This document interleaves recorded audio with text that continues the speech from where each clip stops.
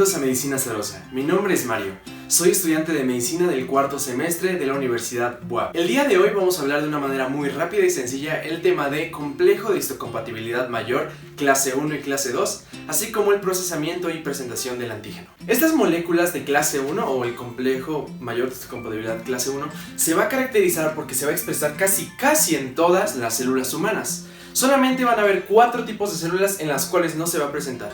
Y estas son células germinativas, células embrionales preimplantadas, células sincitiotrofoblásticas y sobre todo los glóbulos rojos, ¿ok? Por otro lado, en nuestro organismo también vamos a tener células que igual van a contener moléculas de clase 1, pero esto, a diferencia de la mayoría, es que van a tener una cantidad muy baja de estas. Estas células de las que yo les hablo son las neuronas, los monocitos y los hepatocitos. Autores refieren que normalmente hay entre 1000, 1500 moléculas por célula. Realmente es muy poco. Perfecto, pues vamos a dibujar una célula. Si ustedes lo notan, faltan muchas estructuras, claro, pero no es necesario ahorita por el tema que se les va a explicar. Una pregunta muy básica que, bueno, al menos a mí me preguntaron en mi examen de inmunología era ¿en qué organelo se sintetiza este complejo? Y bueno, en cualquiera de los dos, el complejo clase 1 o de clase 2, ambos se van a sintetizar en el ribosoma.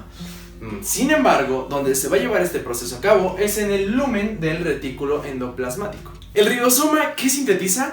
Una estructura semicompleta o no funcional por ahora de 3 subunidades.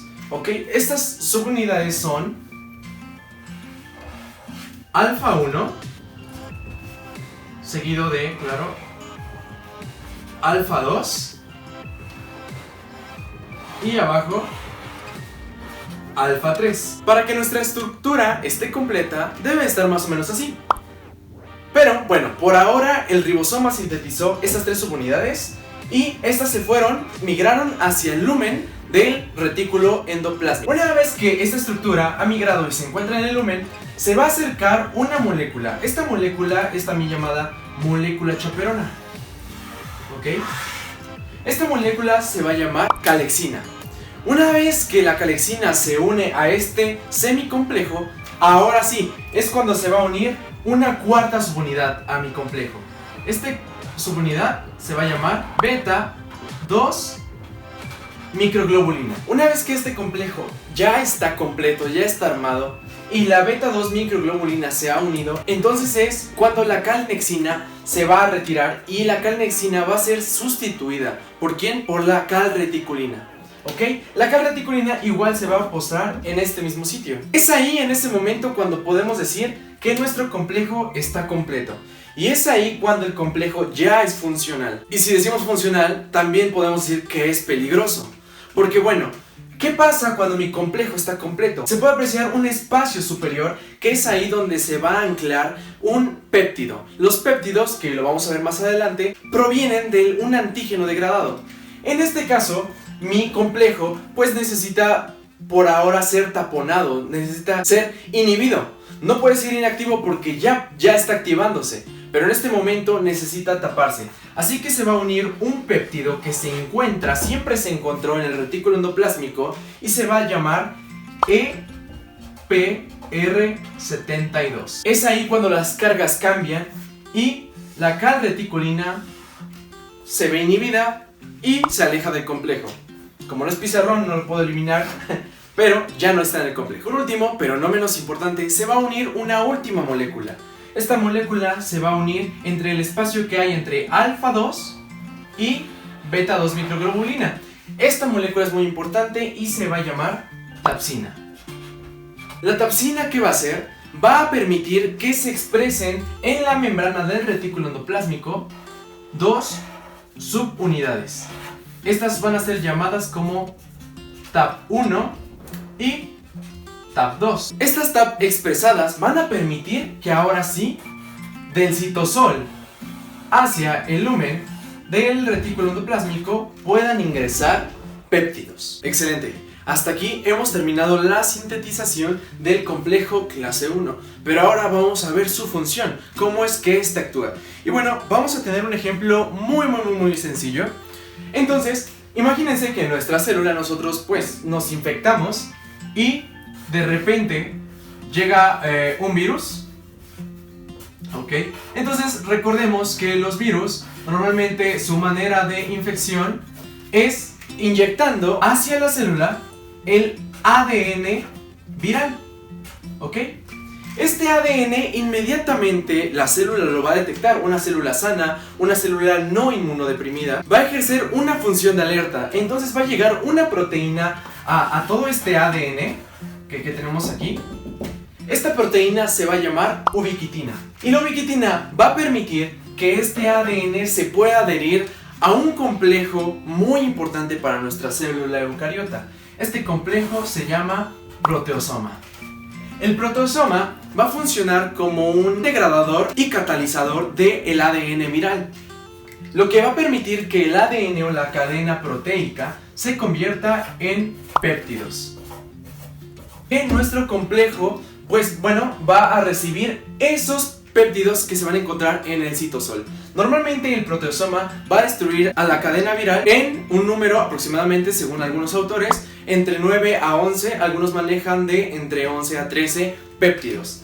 ¿Ese número qué es? No es que sea un número absoluto, sino que es un número funcional para que de alguna forma puedan estos entrar al lumen del retículo endoplásmico. Entonces, ahora sí, los péptidos que ya se vieron degradados por el proteosoma van a ingresar hacia el lumen del retículo endoplásmico y es ahí cuando la EPR72 se va a liberar, se va a alejar, se va a salir del complejo y entonces un péptido, un nuevo péptido, un péptido patógeno se va a adherir y se va a unir al complejo de clase 1.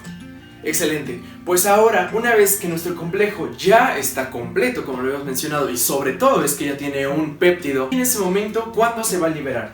Entonces se va a salir del retículo endoplásmico y se va a dirigir al aparato de Golgi. ¿Por qué? En realidad el aparato de Golgi no va a afectar en ningún momento al complejo, sino que pues este complejo se va a ver obligado a robarse una vesícula. La va a tomar y entonces con la vesícula este complejo tiene la capacidad de poder transportarse a la membrana. Una vez que el complejo ha llegado a la membrana, es ahí cuando se va a expresar. Entonces tenemos a nuestro complejo, ahora sí lo vamos a dibujar grandote. Nuestro complejo acá, bueno, ligeramente, ¿no? Va a llegar un linfocito T CD8 y este lo que va a hacer es detectar este antígeno. ¿Por qué? Porque ahora sí nuestra célula se lo ha presentado. Y es ahí cuando se va a llevar un proceso de apoptosis. ¿Qué significa esto? Básicamente nuestra célula murió, siendo una gran guerrera, porque se dio cuenta de que estaba infectada, le avisó a un linfocito que es quien se encarga de mandar una señal y es ahí en ese momento cuando el linfocito decide destruirla. Este proceso es apoptótico o bueno, es un proceso de apoptosis. Y todo esto que conocieron aquí es el complejo mayor de histocompatibilidad tipo 1. Ahora vamos a explicar el complejo de histocompatibilidad mayor, igual su procesamiento y presentación de antígeno. Apoyándonos con lo anteriormente mencionado, esta explicación ya va a ser muchísimo más sencilla, entonces lo vamos a hacer muy rápido y conciso. Como datos generales, esta molécula o complejo de clase 2 va a ser muchísimo más exclusiva que en el clase 1, que por ejemplo teníamos que casi estaba en todas las células. Vamos a presenciar este complejo tan solo en 5 tipos de células características: los macrófagos, las células de Langerhans, las células de Kupfer, los linfocitos B y las células dendríticas. Excelente, ahora que ya sabemos en qué tipo de células se expresan, vamos a dibujar una célula de ese tipo. Ahora, si nos damos cuenta, la estructura de nuestra célula es muchísimo más diferente. ¿Por qué? Porque esto es un macrófago y bueno, es una célula presentadora de antígeno. Así que bueno, dibujé 4 etapas principales. Supongamos que nuestro cuerpo, nuestro organismo, estuvo expuesto a una enfermedad bacteriana.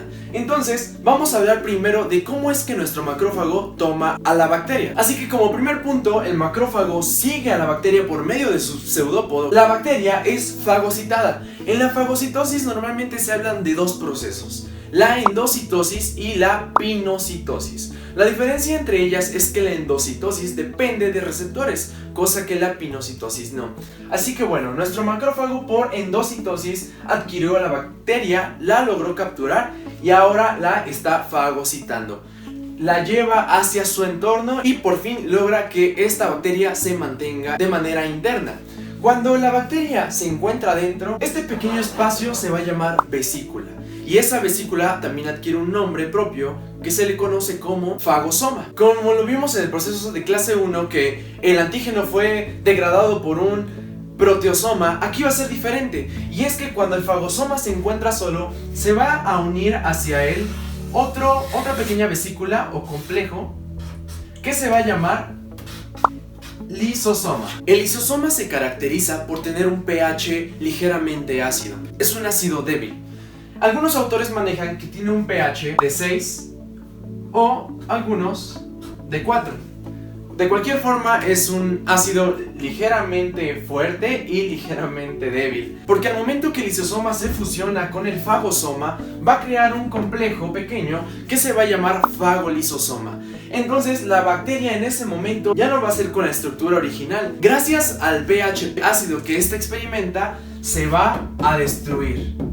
Y entonces aquí también se crean los péptidos. Si notaron, el proceso en cuanto al antígeno es muy diferente al de clase 1, pero la sintetización del complejo de tipo 2 va a ser la misma. Esta va a venir del ribosoma y este se va a enviar de nuevo al lumen del retículo endoplásmico.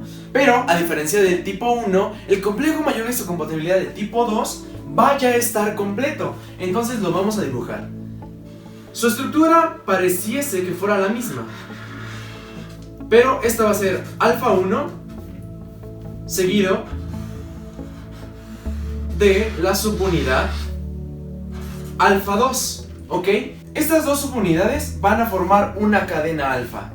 Y por el otro lado, beta 1 y abajo su subunidad beta 2. Entonces, aquí vamos a apreciar dos cadenas, cadena alfa y cadena beta. Cuando el ribosoma sintetizó y lo mandó al lumen, esta molécula se va a ver ocupada por una estructura que ya se encontraba también en el lumen del retículo. Esta estructura se llama cadena Li o invariable. Y pareciera que también fuera como una EPR72, pero a diferencia de esto, también va a tener una mini cadena. Una vez que nuestro complejo ya mantiene esta estructura firme, este complejo se va a transportar hacia mi fagolisosoma, del cual habíamos hablado antes. Pero para poder transportarse, este sí necesita un transporte. Este transporte se va a conocer como endosoma. Entonces, imaginen que este es el endosoma.